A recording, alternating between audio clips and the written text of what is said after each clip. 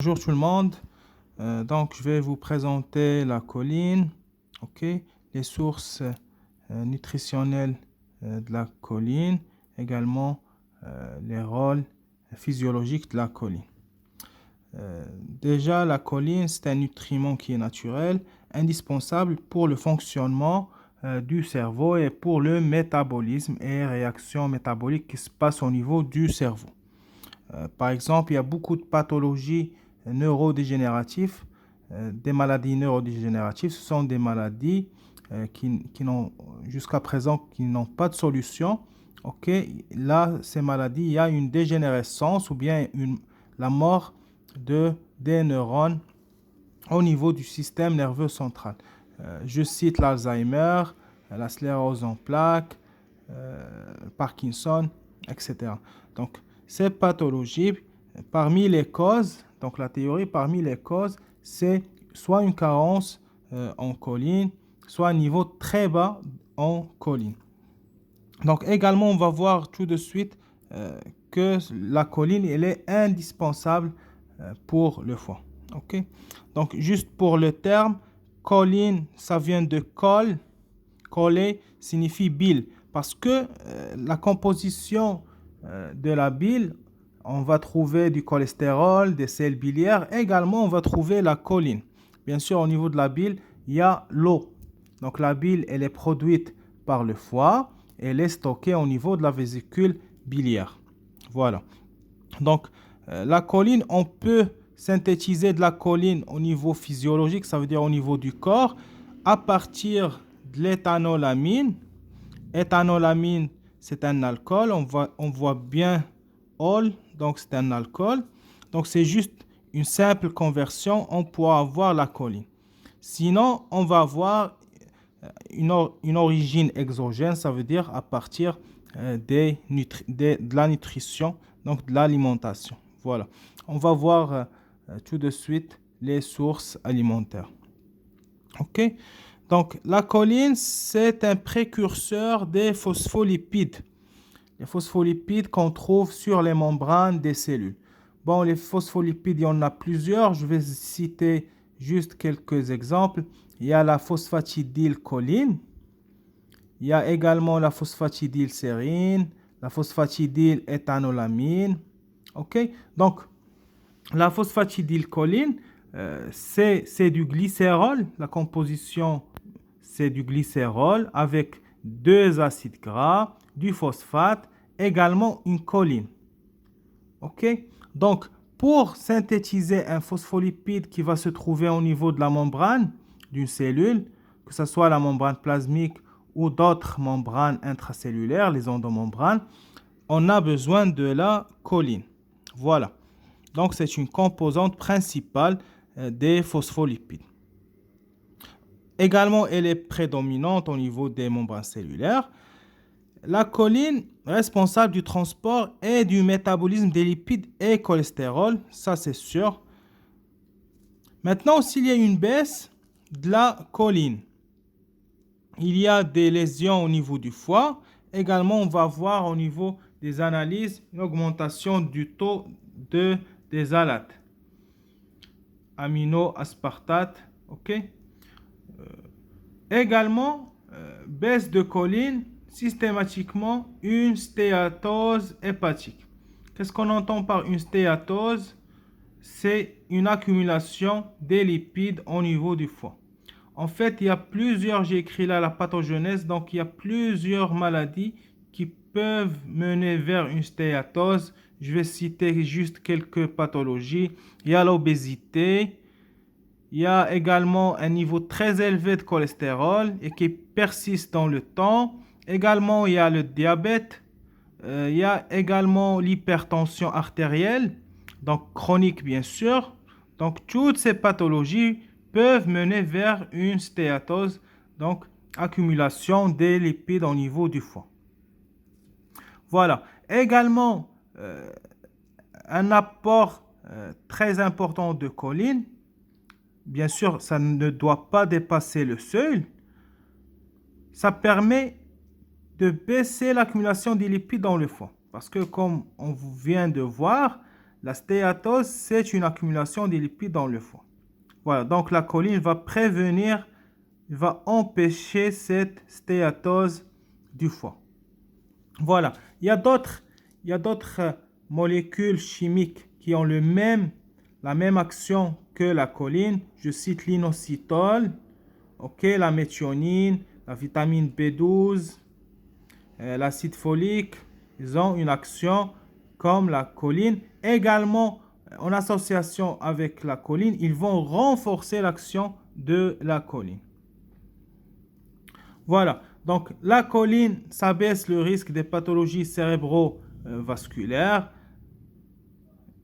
Bien sûr, le mécanisme d'action, je ne vais pas détailler, c'est via une régulation du taux d'homocystéine. Je ne vais pas expliquer le mécanisme, sauf si vous laissez un commentaire. Je peux expliquer le mécanisme physiologique de régulation. Également, ça baisse le risque d'ostéoporose. Donc, l'ostéoporose, ça se caractérise par une densité très basse en calcium. Donc, l'os devient très fragile. Donc, l'os, il va libérer du calcium au niveau de la circulation sanguine, surtout chez la femme ménopausée. Donc, puisque avant la ménopause, ce qui va empêcher ou bien inhiber l'os de libérer le calcium, c'est l'œstrogène. Donc, l'œstrogène, c'est un frein. Il va freiner, il va inhiber la résorption osseuse. Donc, l'os ne pourra pas libérer du calcium. Par contre, en ménopause, donc il n'y a pas assez d'œstrogène, donc il y a levée d'inhibition, on dit qu'il y a levée d'inhibition et l'os va commencer à libérer du calcium. Donc il y a des traitements qui peuvent empêcher une partie de cette activité. Bon, les cellules spécialisées qui vont libérer ce calcium, ce sont des ostéoclastes. Ce sont des cellules qui viennent d'une lignée très spécifique et qui vont assurer le rôle de résorption osseuse. Ça veut dire qu'ils vont libérer le calcium au niveau du sang. Donc, il y a des traitements pharmaceutiques qui vont limiter l'activité de ces ostéoclastes. Mais il n'y a pas de remède jusqu'à présent parce que c'est physiologique. C'est très normal après la ménopause. Donc, la densité osseuse, elle va diminuer. Voilà. Également, la choline, donc ça baisse le risque des démences et des dépressions et début de dépression, bien sûr. La choline, précurseur de l'acétylcholine. Bien sûr, on voit ici choline. Donc, l'acétylcholine, c'est un neurotransmetteur très important au niveau du système nerveux. Donc, la voie de l'acétylcholine, la voie nerveuse permet la mémorisation, également l'apprentissage.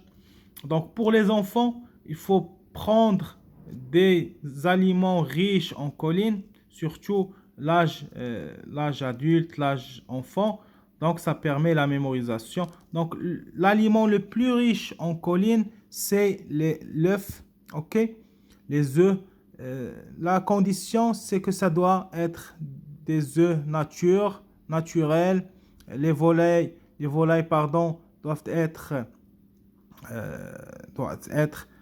élevés en plein air, ils doivent se nourrir sur des plantes, sur des microbes, sur des insectes, donc ça ne doit pas être la volaille industrielle. Voilà.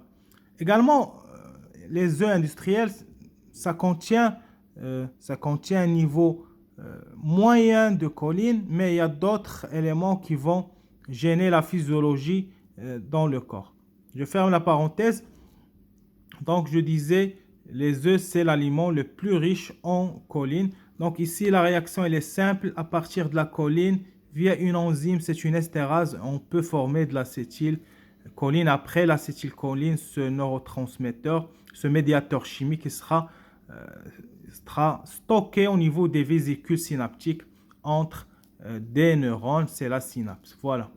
Donc, chez les végétariens, 99% des végétariens, ils ont une carence en choline. Sauf s'ils prennent des compléments alimentaires avec de la choline. Le problème qui se pose ici, c'est que si on prend des compléments alimentaires, il peut y avoir une hypercholinémie. Je vais le dire tout simplement, il peut y avoir un taux très élevé de choline. Voilà. Donc, beaucoup de choline dans le corps, ça va mener vers des troubles digestifs. Voilà. Donc, la dose maximale ici, c'est 3,5 grammes par jour. Il ne faut pas la dépasser. Donc, dans les compléments alimentaires, on va trouver les apports qu'il faut prendre. OK? Bon, je vais terminer par les sources de la choline. Donc, l'œuf, c'est number one. Chou-fleur, donc les viandes. Également, les viandes, ça doit être élevé. Les volailles, par exemple, ou bien tout ce qui est source de viande doit être élevé en pleine nature. Voilà. Sans hormones de croissance, etc. Donc, lait de soja, ça, j'aime pas. C'est pas vraiment intéressant. Je vais le barrer. Même si c'est une source importante de choline, parce qu'il y a beaucoup de risques, surtout pour les enfants, pour développer des allergies, etc. Donc, il y a beaucoup de manuscrits sur ça. Quinoa, ça c'est très important pour le corps. Également brocoli. Voilà. Donc, jaune d'œuf, c'est une forme de phosphatidylcholine et sphingomyéline. Les sphingomyélines, ce sont des lipides qu'on va trouver au niveau du système nerveux. Juste, j'ouvre la parenthèse, la myéline, elle est présente au niveau des axones des neurones. On parle de la myélinisation.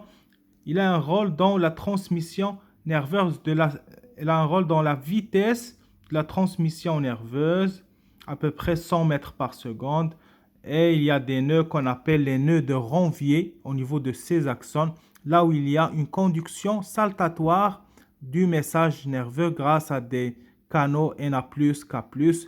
Donc, je ne vais pas détailler plus. Si vous êtes intéressé par la myélinisation, je peux consacrer une vidéo à part parce qu'il y a des enfants qui ont un problème de myélinisation et après ils vont pas développer un système nerveux normal. Voilà. Donc, également, la choline, on va la trouver au niveau du poisson. OK? Ça ne doit pas être une pisciculture. Donc, ça ne doit pas être du poisson élevé dans des piscines. Donc, la culture en piscine, ça, non, parce qu'il est riche, ça sera riche en acides gras saturés et c'est néfaste pour le système cardiovasculaire. Ça va augmenter le LDL, également ça va augmenter le cholestérol. Donc la viande, la même chose, ça doit être nature. Le foie également tout ce qui est légumineuse et le noix. Voilà, merci.